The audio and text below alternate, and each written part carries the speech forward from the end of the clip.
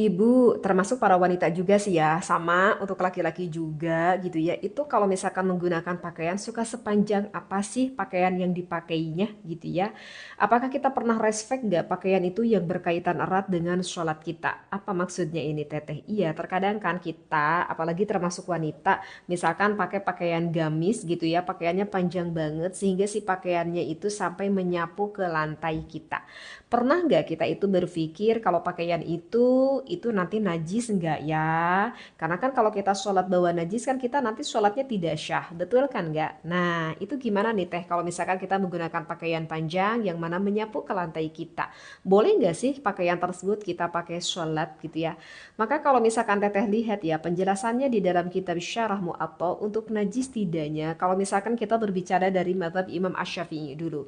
Kalau misalkan si tanahnya tersebut mau tanah mau lantai ya enggak khusus di tanah aja mau lantai juga. Kalau misalkan itu meyakini kalau tanahnya ada najisnya atau misalkan lantainya itu misalkan mutanajis seperti itu, maka tentu membuat pakaian kita itu menjadi mutanajis juga jika salah satunya basah gitu ya. Misalkan kita di rumah nih, kita meyakini kalau lantai yang ada di rumah kita itu mutanajis seluruhnya gitu ya. Dan posisi keadaan lantainya itu basah meskipun pakaian kitanya itu kering sehingga ya pakaian kita menjadi mutanajis jadi tidak sholat, tidak syah maksudnya kalau kita sholat pakai pakaian tersebut.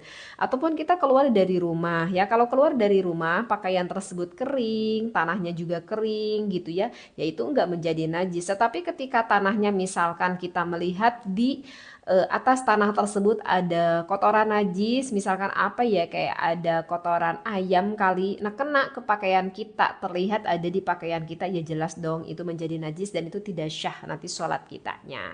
Meskipun yang bermadzhab Maliki, Hanafi mengatakan itu tidaklah najis kalau terkenanya di tanah. Itu pun kalau najisnya yang tidak tampak, padahal meskipun ada najisnya. Kenapa? Karena memang mazhab tersebut mengatakan kalau tanah itu bisa menjadikan salah satu alat untuk bersuci.